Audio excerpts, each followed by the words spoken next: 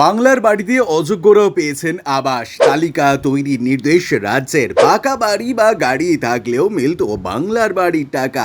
অযোগ্যদের নাম ছেটে এবার সোজা আইনি ব্যবস্থা ও এফআইআর এর হুঁশিয়ারি। গরিবের টাকা মেরে আমিরের পকেট ভরার খেলা শেষ। করদাতাদের টাকার অপব্যবহার রুখতে জিরো টলারেন্স নীতি শুরু শুভেন্দু অধিকারীর। পশ্চিমবঙ্গে বিজেপি ক্ষমতায় আসার পর থেকেই রাজ্যের বিভিন্ন সরকারি প্রকল্পে দুর্নীতির অভিযোগ নিয়ে সরব হয়েছিল নতুন সরকার। তবে গুরুত্বপূর্ণ বিষয় হলো তৃণমূল সরকারের আমলে চালু হওয়া প্রকল্পগুলো বন্ধ না করে বরং সেগুলির স্বচ্ছতা নিশ্চিত করার পথে হাঁটছে প্রশাসন। সেই লক্ষ্যেই শুরু হয়েছে একাধিক প্রকল্পের সুবিধাভোগীদের পুনরায় যাচাইয়ের প্রক্রিয়া। সম্প্রতি লক্ষ্মীর ভাণ্ডার প্রকল্পে অযোগ্য সুবিধাভোগীদের নাম তালিকা থেকে বাদ দেওয়ার উদ্যোগ নেওয়া হয়েছিল। এবার সরকারের নজরে এসছে বাংলার বাড়ি প্রকল্প। অভিযোগ উঠেছে বহু ব্যক্তি সরকারি নিয়ম না মেনেই এই প্রকল্পের সুবিধা পেয়েছেন, আর সেই অভিযোগের ভিত্তিতেই বড়সড় তদন্তের নির্দেশ দিয়েছে রাজ্য সরকার। প্রশাসনিক সূত্রে জানা গিয়েছে, রাজ্যের মুখ্য সচিব মনোজ আগরওয়াল পঞ্চায়েত ও গ্রামোন্নয়ন দপ্তরের সচিবকে একটি চিঠি পাঠিয়েছেন। সেই চিঠিতে স্পষ্টভাবে নির্দেশ দেওয়া হয়েছে বাংলার বাড়ি প্রকল্পের প্রতিটি সুবিধাভোগীদের তথ্য পুনরায় যাচাই করতে হবে এবং যারা অযোগ্য হয়েও সরকারি সাহায্য নিয়েছেন তাদের নিশ্চিত করতে হবে। শুধু তালিকা তৈরি নয়, বেআইনিভাবে প্রকল্পের সুবিধা নেওয়া ব্যক্তিদের বিরুদ্ধে আইনি ব্যবস্থা গ্রহণের কথাও উল্লেখ করা হয়েছে।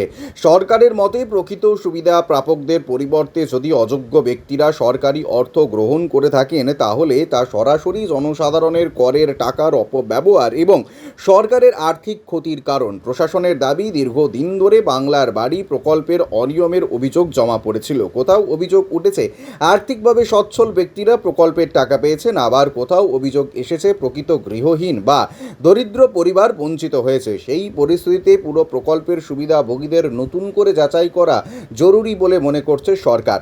শুধু বাংলার বাড়ি প্রকল্পই নয়, মুখ্য সচিবের চিঠিতে আরও কয়েকটি গুরুত্বপূর্ণ প্রকল্পের নামও উল্লেখ করা হয়েছে। এর মধ্যে মনরেগা বা 103-এর কাজের প্রকল্প এবং আয়ুষ্মান ভারত এই প্রকল্পগুলিতেও সুবিধাভোগীদের তথ্য যাচাইয়ের ওপর জোর দেওয়া হয়েছে। সরকারি সূত্রের দাবি, বিভিন্ন সামাজিক সুরক্ষা প্রকল্পে প্রাতিষ্ঠানিক দুর্নীতির একাধিক অভিযোগ নতুন সরকারের কাছে জমা পড়েছে। তাই বর্তমানে চালু থাকা প্রতিটি বড় প্রকল্পে প্রকৃত উপভোক্তাদের তালিকা পুনরায় খতিয়ে দেখা হচ্ছে। উদ্দেশ্য একটাই, সরকারি সাহায্য যেন শুধুমাত্র প্রকৃত যোগ্য ব্যক্তিদের কাছেই পৌঁছয়। এছাড়াও ভোটার তালিকায় বিশেষ নিবিড় সংশোধন বা এসআইআর প্রক্রিয়ায় যাদের নাম বাদ পড়েছে তাদের মধ্যে কেউ ভুলভাবে সরকারি প্রকল্পের সুবিধা ভোগ করছেন কিনা সেই বিষয়েও রিপোর্ট তৈরির নির্দেশ দেওয়া হয়েছে।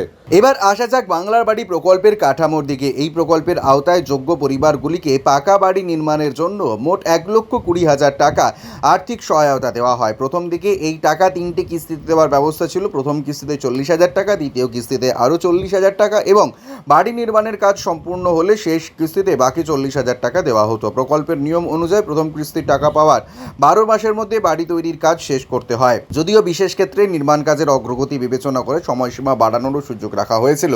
পরবর্তীতে প্রকল্পের অর্থ প্রদানের পদ্ধতি পরিবর্তন আনা হয়। 3 কিস্তির পরিবর্তে 2 কিস্তিতে 60,000 টাকা করে মোট 1,20,000 টাকা দেওয়ার সিদ্ধান্ত নেওয়া হয়। উল্লেখযোগ্যভাবে 2024 সালের ডিসেম্বর মাস থেকে বাংলার বাড়ি প্রকল্পের অর্থ বিতরণ শুরু হয়েছিল। এখন সরকারের এই নতুন যাচাই অভিযানে কতজনের অযোগ্য সুবিধাভোগীর নাম উঠে আসে, কতজনের বিরুদ্ধে ব্যবস্থা নেওয়া হয় এবং প্রকল্পের স্বচ্ছতা কতটা বাড়ে সেই দিকেই নজর রয়েছে রাজ্যের সাধারণ মানুষ থেকে শুরু করে রাজনৈতিক মহলের।